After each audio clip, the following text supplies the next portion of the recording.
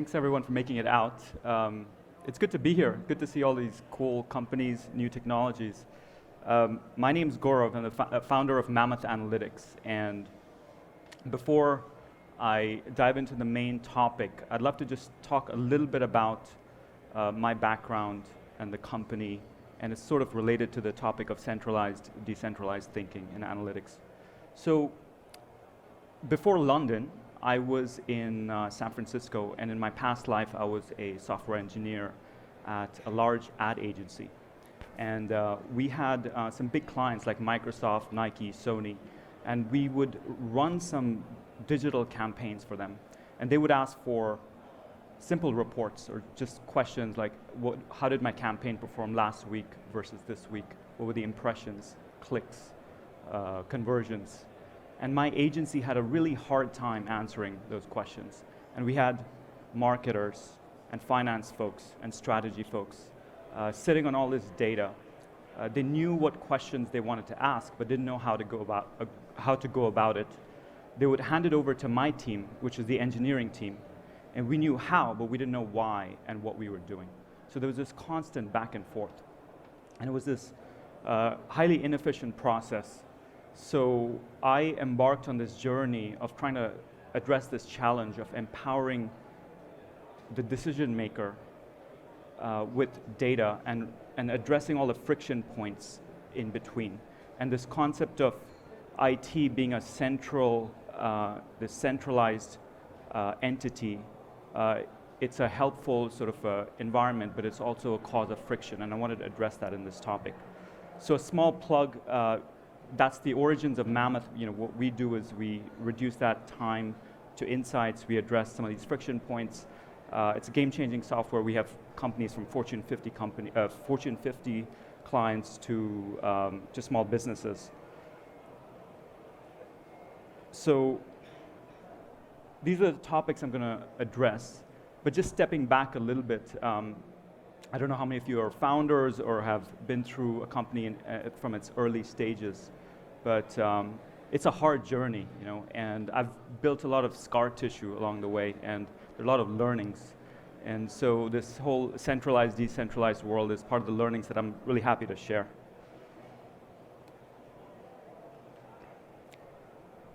So there's a problem today, right?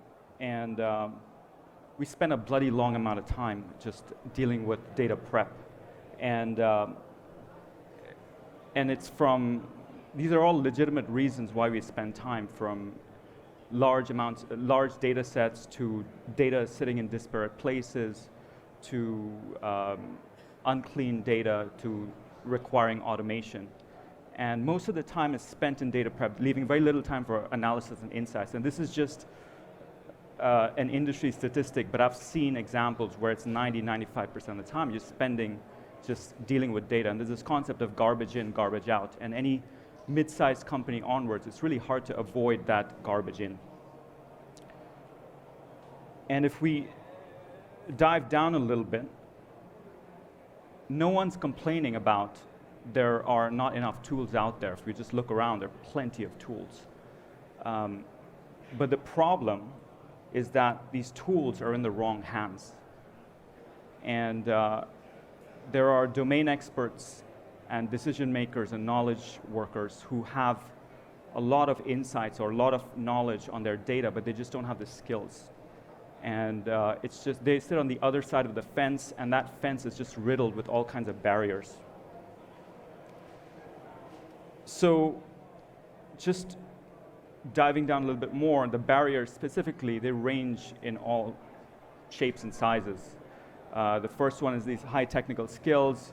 There are very few companies that empathize, at least in that data prep world, for that non-technical user. Most companies are focused on the technical user. And Mammoth, by the way, focuses on that technical side, on the non-technical side. So that checkbox is there with not only Mammoth, but a lot of other companies.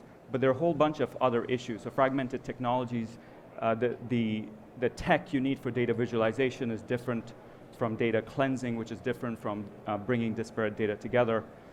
You have IT as a gatekeeper. So any mid-sized company onwards, you have to go through IT. One example, we have a client, she used to work with a large biotech company, and she wanted to get some charts.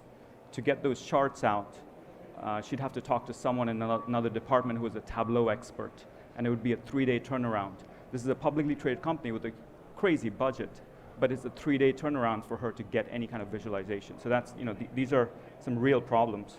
And then lastly, you have a lot of these companies just wanting to sell, and they sell all this amazingness, and you go through training and integration, and after a couple of months you realize that it's not exactly true. You're underwhelmed, and then you're mentally exhausted, and you don't want to try out other stuff. So there's some legitimate reasons why it takes a while to get to the world of insights.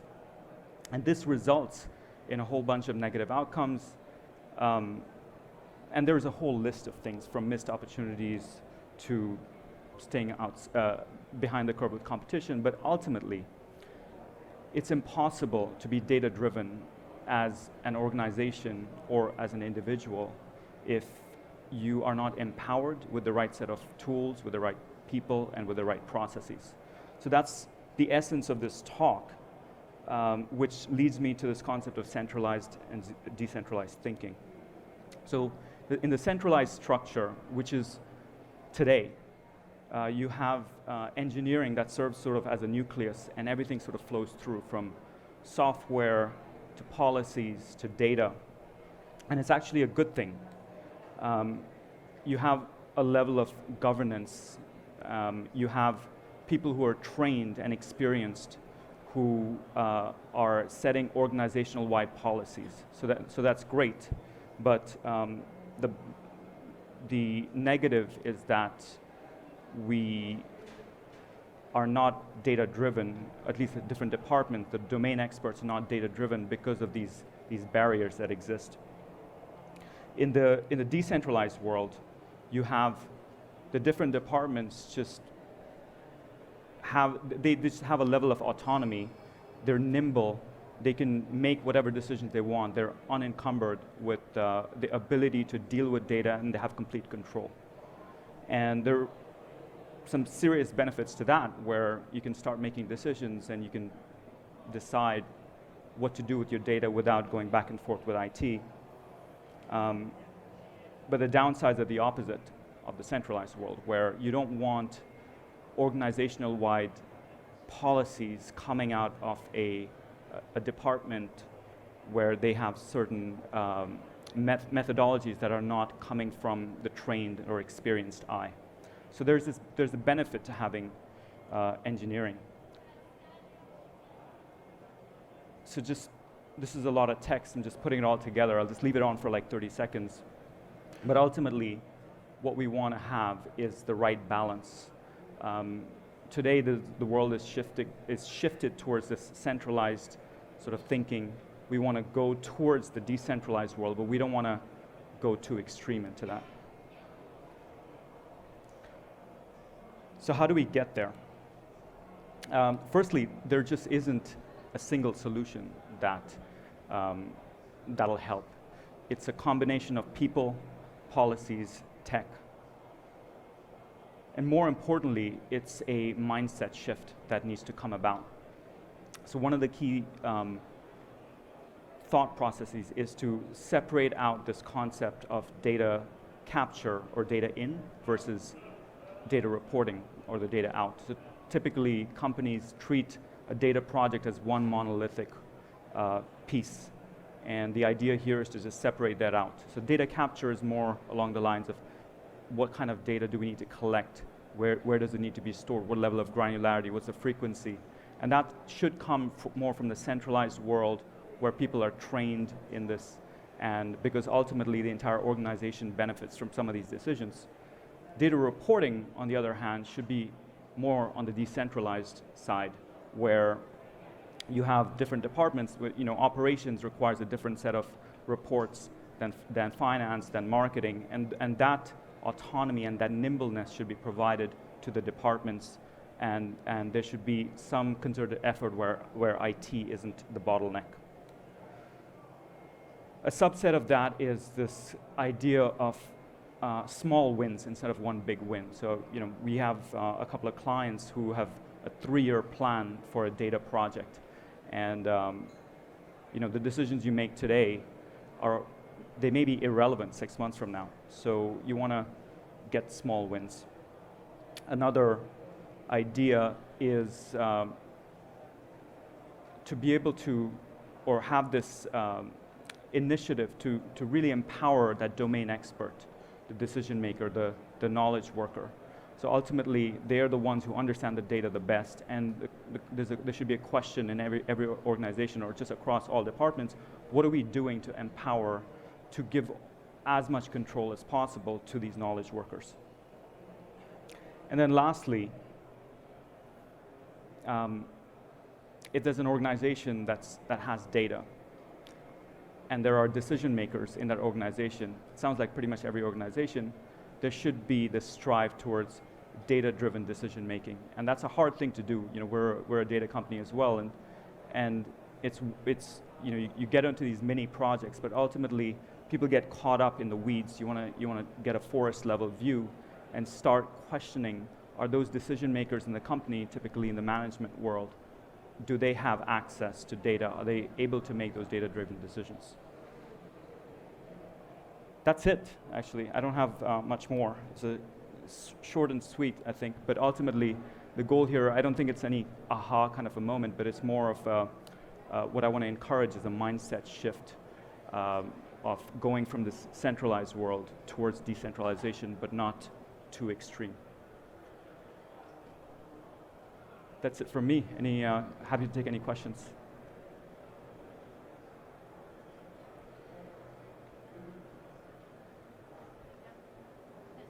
Hi, thanks for the talk. So you've talked a lot about how it's difficult for business users to transform their data. If we live in like an old world where all our data is in a database or in S3 or somewhere, what things or what tools, techniques would you suggest are useful that make it easy for business users to define the views, transformations, whatever, of the data, and then how can they then be shared with other business users or technical users in a sensible manner? So,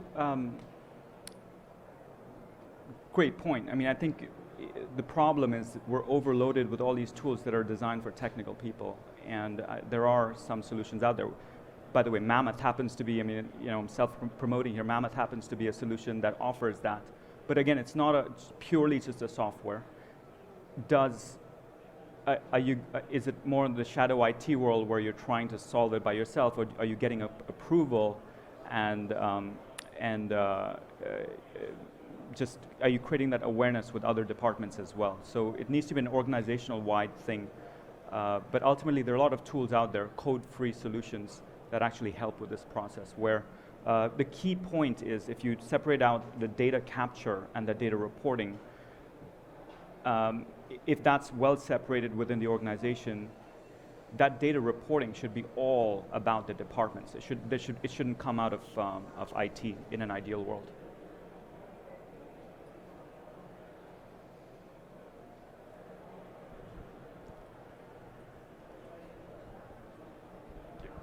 Hi. One problem I've thought about with this is, especially in our business, allowing people to create their own reports is a great idea, but how do you suggest encouraging, what I'm trying to say, two different departments to end up with the same numbers based on the same data? Because we quite often get it where one department will say it's 100, the other department will say it's 110, but based on the same data source. Do you have any advice around how to stop that? Yeah. So just to understand, what you're saying is it's the same data source, but it's two different types of reporting that comes out into two different departments. Is that right?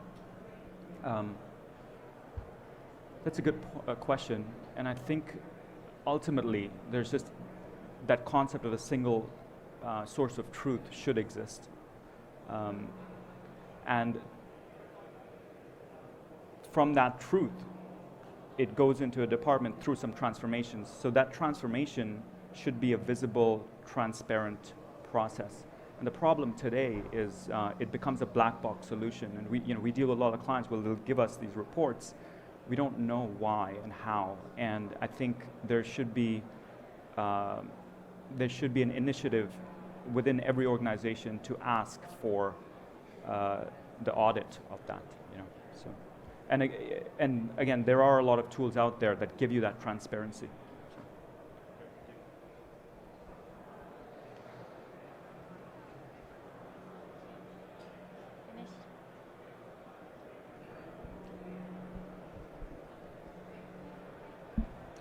Hello, thank you for your talk. You mentioned the decentralization, and one benefit to do that could be obviously to make as you said, a program such as yours, which is able to remove the need for technical expertise necessarily. To what extent do you think decentralization could also be achieved maybe as effectively by giving those decision makers the technical expertise so that you can spread it out, but by giving them the ability to do it themselves, rather than, and I'm sure your program's really good, but by doing that, let's say. Yeah, no, good question. I feel like it's sort of played out. This is the world we live in today. In a lot of examples, a lot of companies, there's a requirement, and I think this is an extreme, a requirement for business users to learn SQL. And that's totally outside the comfort zone. So if you want to start really making sense of data, then you have to become a SQL expert, but you're a domain expert in something else. So I would challenge that thinking, especially with the general set of tools and the movement that's going on, the movements that are going on to empower that non-technical user today. So.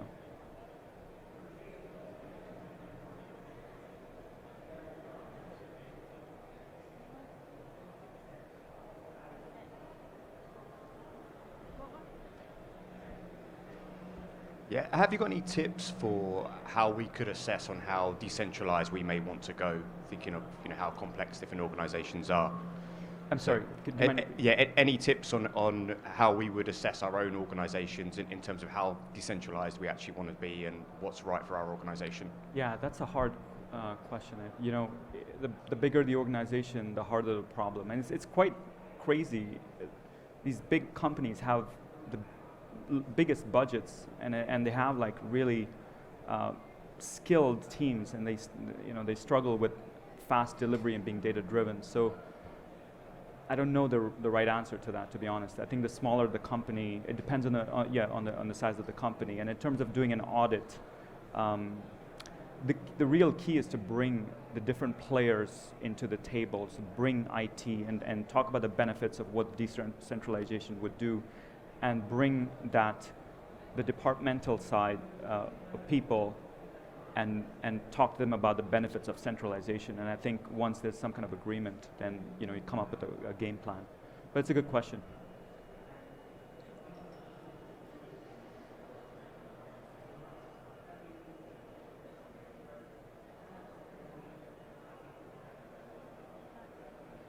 Cool.